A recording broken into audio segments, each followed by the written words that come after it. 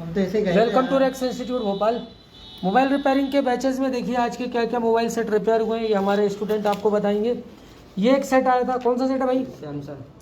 Samsung का। और इसमें टोटल ये डेड सेट था और इस सेट को चालू किया है और ये सेट रेडी हुआ है। ये ट्रिगर लेने लगा है और प्रॉपर तरीके से ये रेडी हो गया है और डिस्प्ले दे रहा है। इसमें पावर सेक्शन में दिक्कत थी, नेटवर्क सेक्शन में दिक्कत थी, 3-4 सेक्शनों में प्रॉब्लम थी। ऑन हुआ तो फिर नेटवर्क की दिक्कत, फिर पहले ऑन किया फिर नेटवर्क बनाया।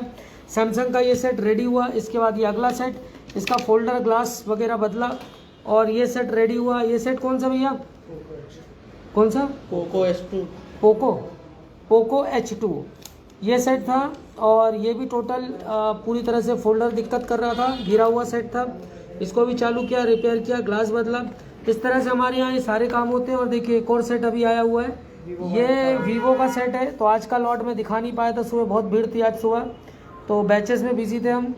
तो इस तरह से ये सेट भी हमारे पास आया है और ये सेट भी क्या है, प्रॉब्लम कर रहा है। बन गया ये, इस सेट पर भी अभी काम चल रहा है और ये सेट अभी रेडी होने के लिए तैयार है। कस्ट ये देखिए चालू हुआ ये और इसको भी हमने क्या किया, पूरा रेडी करके इसको भी चालू, टच काम नहीं कर रहा था तो ये भी प्रॉपर तरीके से चालू कर दिया है। अब इसके अलावा और भी हम जितने सेट आते हैं आपको दिखाते रहते हैं, सारे सेटों की सारी चीज़ें, कौन कौन से सेट है, क्या क्या होता है, सारी कहानी। एक और सेट था जो डेड था, उसको भी हमने चालू किया।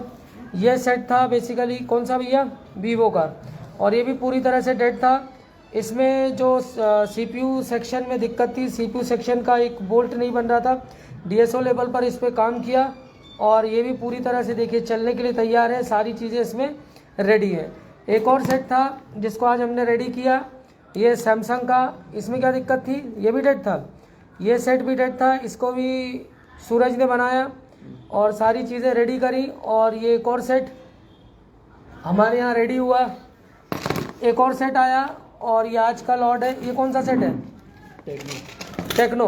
क्या मुकाबला करेगा कोई हमारा? दिन भर के 10 सेट, दिन भर के 10 लैपटॉप, 5 लैपटॉप, LCD LED सारी चीज़ें रिपेयर होने आती हैं। एक्चुअल रिपेयरिंग इंस्टीट्यूट किसको कहते हैं वो देखिए आप, ये इसने खोल डाला इसको और इसको भी रेडी कर रहा है ये। तो लगातार सेट हमारे पास आते हैं। हंसने वाली क्यों, क्या मजाक चल रहा है क्लास में? तो इस तरह से सारी चीज़ें हम करते हैं और आप हमारे लिए हमें ज्वाइन कर सकते हैं कोर्सेज़ के लिए।